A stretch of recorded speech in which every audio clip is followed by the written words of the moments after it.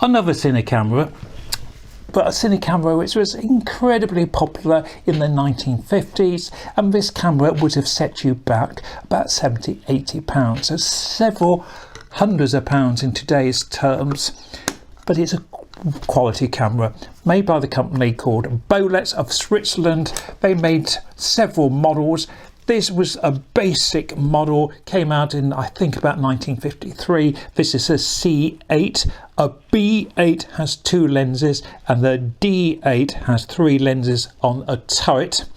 If you get a B8L, that is with a light meter. I think the C8, some of the C8s had a light meter as well.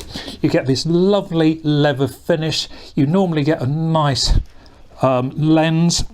Sometimes they're French, and this is a Rivar 12.5.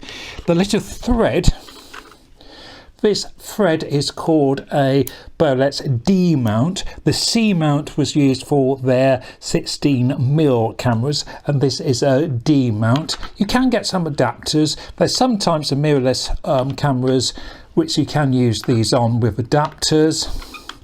The quality of lenses was often really high for these cameras. The motor isn't sounding fantastic on this model. You can do a bit of a lube by taking this apart, but you have to be really careful of this little spring here, and unless you're experienced, I wouldn't really recommend it. The price of film is now about £30, £40, and quite difficult to get hold of. I think 8mm standard 8 is almost impossible to get hold of, which is a great shame in one sense, because this camera, made over 60 years ago, still runs. If it was lubed, it would run beautifully, and it would take good quality images. As I forgot to mention, you can vary the shutter speed. This was designed to shoot at 16, but will shoot up to 64, so you can use it for sports photography, for slow motion. It's fantastic for slow motion.